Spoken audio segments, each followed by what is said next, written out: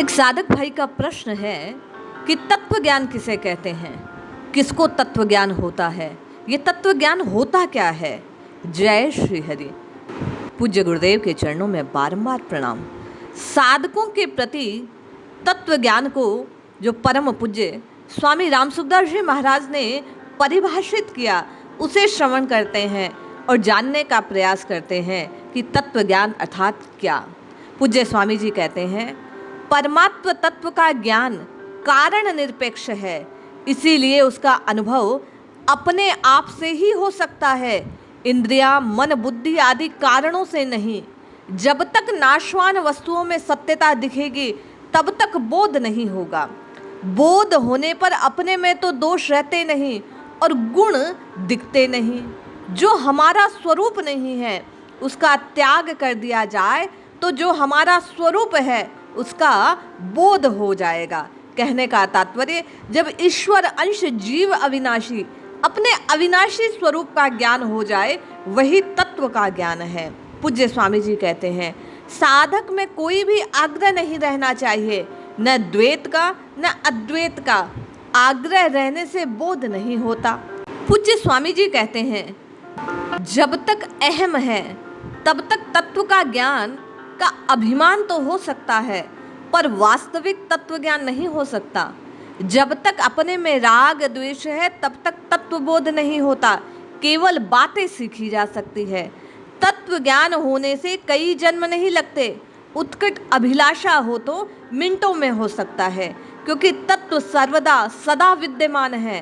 तत्व ज्ञान अभ्यास से नहीं होता, प्रत्युत अपने विवेक को महत्व देने से होता है। अभ्यास से एक नई अवस्था बनती है, तत्व नहीं मिलता। जब तक तत्व ज्ञान नहीं हो जाता तब तक सब प्राणी कैदी है। कैदी का लक्षण है पाप कर्म करे अपनी मर्जी से और दुख भोगे दूसरे की मर्जी से। मैं ब्रह्म हूँ, यह अनुभव नहीं है, प्रत्युत अहम ग्रह उपासना है। इसलिए तत्व ज्ञान होने पर मैं ब्रह्म हूँ यह अनुभव नहीं होता। तत्व ज्ञान होने पर काम क्रोध आदि विकारों का अत्यंत अभाव हो जाता है। जब तक हमारी दृष्टि में असत की सत्ता है तब तक विवेक है। असत की सत्ता मिटने पर विवेक ही तत्व ज्ञान में परिणत हो जाता है।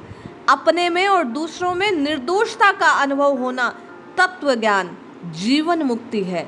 तत्व ज्ञान होने पर ज्ञानी पुरुष परिस्थिति से रहित नहीं होता, प्रत्युत दुख सुख से रहित होता है। पूज्य स्वामी जी कहते हैं, तत्व ज्ञान शरीर का नाश नहीं करता, प्रत्युत शरीर से संबंध का अर्थात अहमता ममता का नाश करता है।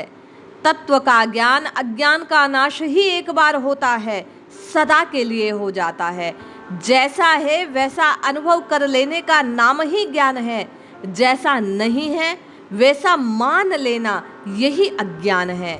एक भगवत तत्व अथवा परमात्म तत्व ही वास्तविक है, उसके सिवाय सब कुछ अतत्व है, यही तत्व ज्ञान है।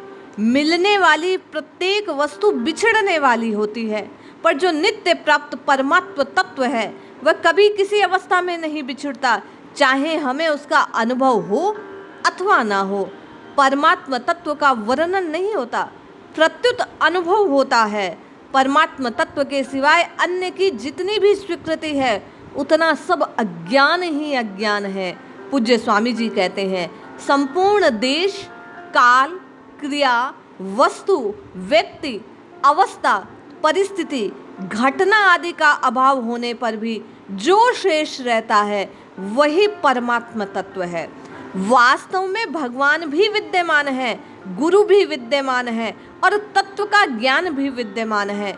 अपने में योग्यता और सामर्थ्य भी विद्यमान है। केवल नाशवान सुख की आसक्ति से ही उनके प्रकट होने में बाधा लग रही है। अब साधकों का प्रश्न होता है कि इस नाशवान सुख का जो आसक्ति भाव है वो कैसे मिटे।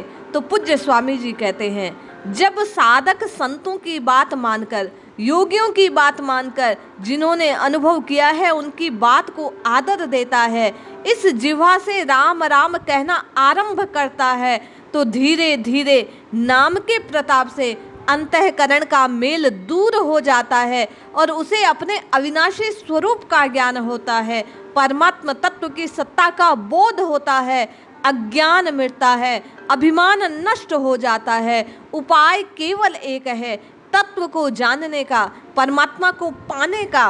राम राम राम राम इस जिह्वा से रटा जाए।